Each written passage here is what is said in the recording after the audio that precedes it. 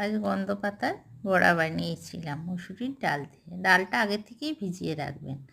তারপর ডালটা গ্রাইন্ডারে ঘুরিয়ে বেটে নেবেন ও পাতাগুলো ভালো করে ধুয়ে গ্রাইন্ডারে ঘুরিয়ে বেটে নেবেন। তারপরে সব একসঙ্গে মিক্স করে নেবেন। তাতে পেঁয়াজ কুচি, লঙ্কা কুচি দেবেন। আমার আর দেখানো হয়নি। একটা বড় সাইজের পেঁয়াজ কুচি করে নেবেন আর 2-4টে লঙ্কা। আর পরিমাণ মতো নুন দেবেন, স্বাদ মতো চিনি, একটু হলুদ, সব একসঙ্গে মিক্স করে নেবেন। তারপর প্যানে তেল গরম করে বড়াগুলো ভেজে নেবেন। এপিট ওপিট করে ভেজে নেবেন। বড়াগুলো ভাজার পর কিন্তু একদম দেখতে কালো কালো হবে। কালো হওয়ার জন্য ভয় পাবেন না। এটা দেখতে যতটা কালো, এটা খেতেও ততটাই ভালো। এর স্বাদ অতুলনীয়। অনেক তো বড়া ভাজা খেয়েছেন, একদিন এইভাবে ডালের গন্ধ পাতার বড়া ভাজা খেয়ে দেখবেন, খেতে খুব ভালো। এটা